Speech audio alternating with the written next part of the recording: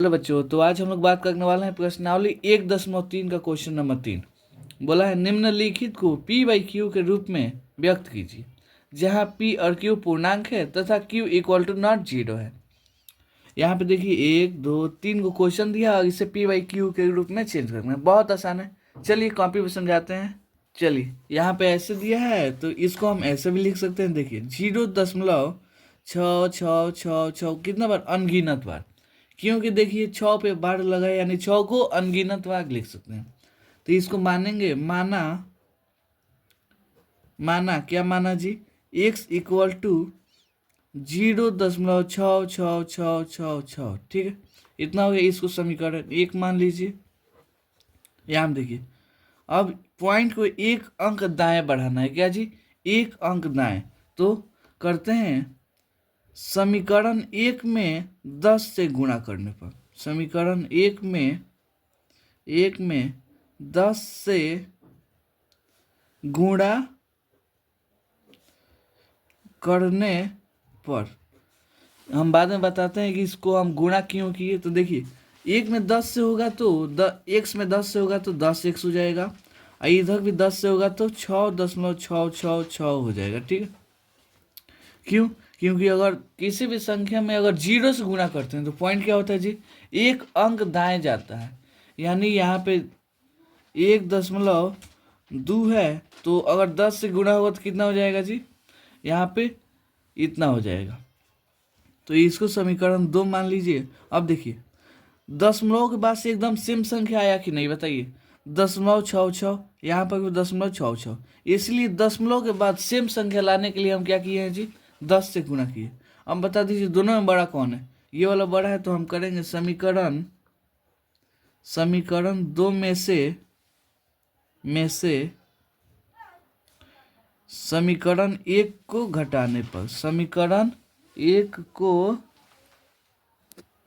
चलिए समीकरण 2 में से समीकरण 1 को घटाने पर, घटाएंगे तो देखिए 10x ऊपर होगा, ये वाला 6.6 ऐसे, ये वाला x हो जाएगा।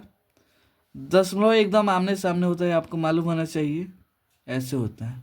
देखिए 6 में 6 हो गया 0, 6 में 6 हो गया 0, 6 में 6 हो गया 0, यानी पॉइंट के बाद वाला सब ये क्या हो जाएगा जी, खत्म हो जाएगा। ठीक है, बचेगा कितना, 6, इधर 10x में से 9x गया तो, सॉरी 10x में से 1x गया तो 9x बचेगा। x का मान कितना, चलिए यहाँ पे x का मान कितना हो जाएगा, 6, आई बटा ये गुणा में है तो इधर आ जाएगा। अब 3 दूना 6, 3 त्रिका 9, यानी x का मान यहाँ पे कितना गया जी, 2/3। हम x किसको माने थे, इसको माने थे ना, तो हो जाएगा 0.6 इतना इक्वल टू इतना। देखिए यही पे ये क्या होगा जी, P बाई क्यू के रूप में आया कि नहीं, आ गया। यही आपका आंसर हो जाएगा। ठीक है, 0.9, देखिए हम x इसको माने हैं, लेकिन इसी को तो इतना बोलते हैं ना, इसलिए सीधा इसको हम यहाँ पे ले लिए। अब आते हैं इसमें का 2 नंबर क्वेश्चन। 2 नंबर क्वेश्चन कितना है जी, 2 नंबर क्वेश्चन है 0.47, यहाँ पे भाग लगा है। ठीक है, तो मानिएगा x इक्वल टू कितना हो जाएगा, 0.4777, यहाँ पे इतना हो जाएगा। इसको देखिए, इसमें 10 से गुणा कीजिए तो पॉइंट एक अंक इधर आएगा। तो समीकरण 1 में 10 से गुणा करने पर क्या होगा जी, इसको समीकरण 1 मान लीजिए। इस 10 में होगा तो 10x सही, ये वाला पॉइंट एक अंक दाएं जाएगा तो इतना हो जाएगा। ठीक है, ठीक है, इसको समीकरण 2 मान लीजिए। अब क्या इसमें से ये वाला घट जाएगा, नहीं घटेगा, क्योंकि 0 दशमलव के बाद से संख्या क्या होना चाहिए, समान होना चाहिए, लेकिन ये समान है। दशमलव के बाद 7 है, लेकिन यहाँ पे दशमलव के बाद 4 है। तो फिर इसमें क्या करेंगे जी, 10 से गुणा करेंगे। फिर से समीकरण अब 2 में करेंगे। समीकरण 2 में 10 से गुणा करने पर, 10 से गुणा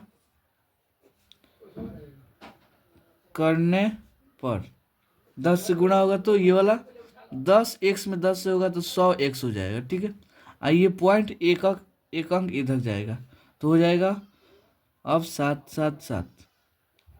यहाँ पे इतना आ गया समीकरण 3।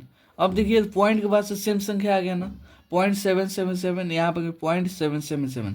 तो समीकरण 3 में से 2 को घटाएंगे तो लिखेंगे समीकरण 3 में से समीकरण 3 में से समीकरण 2 को घटाने पर ठीक, घटेगा तो 100x ऊपर होगा, ये वाला 47.777। ठीक है, अब ये वाला 10x यहाँ पे हो जाएगा।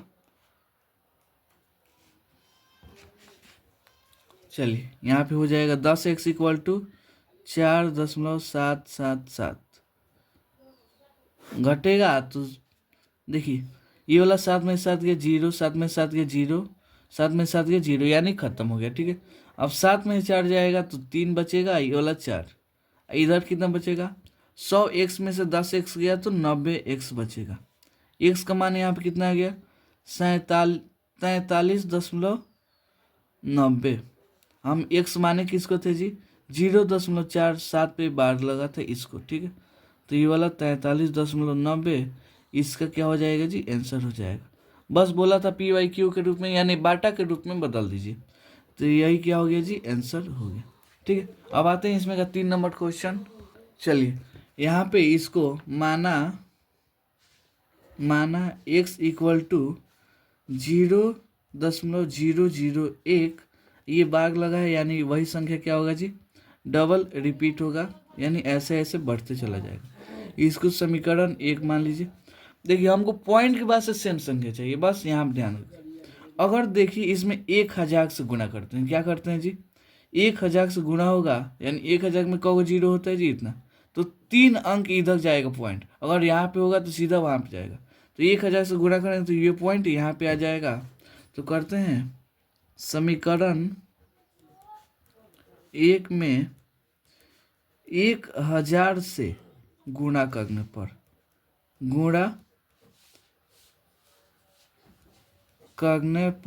क्या हो जाएगा जी, 1000 से गुणा करेंगे तो 1000x हो जाएगा, ये वाला पॉइंट 3 अंक जाएगा तो 1.001, ये वाला 001। समझ में आया, इसको समीकरण 2 मानते हैं। देखिए अब पॉइंट के बाद से सेम संख्या आ गया ना, 3 अंक इधर जाएगा तो ये यहाँ पे आ जाएगा पॉइंट, यहाँ पे एक यहाँ पे आ जाएगा। ठीक है, एक के पहले कईयों जगह है उसका कोई वैल्यू होता है, नहीं होता। अब देखिए इसमें पॉइंट के बाद सेम संख्या आ गया 001 001, ऐसे ही हो गया। अब समीकरण 2 में से 1 को घटाएंगे, जो बड़ा होता है उसी में से घटाएंगे ना जी। तो समीकरण 2 में से समीकरण 1 को घटाने पर कितना आ जाएगा, 1000। यहाँ देखिए 1000 होगा ना, 1000x इक्वल टू 1.001 001 पॉइंट। ठीक है, यहाँ पे x हो जाएगा, ये वाला होगा 0.001 001, ऐसे आगे बढ़ता चला जाएगा। अब इसमें घटाइए, घटेगा तो 1000 x में से x गया तो 999x बचा, ये वाला 1, ये तो सब खत्म हो जाएगा ना जी, 1 में से 1 जाएगा 0, 0 में 0 गया 0, खत्म। यहाँ पे x का मान कितना आ गया, 1/99। ठीक है, यानी x हम माने किसको थे जी, 0.001 को में x माने थे, x का मान आया इतना। यही आपका क्या हो जाएगा जी, आंसर हो जाएगा। यहीं पे आपका ये जो 3 नंबर क्वेश्चन है वो समाप्त होता है। उम्मीद करता हूँ ये क्वेश्चन आपको बहुत अच्छे समझ में आया होगा। चलिए मिलते हैं अगले वीडियो में अगले क्वेश्चन के लिए, तब तक के लिए धन्यवाद।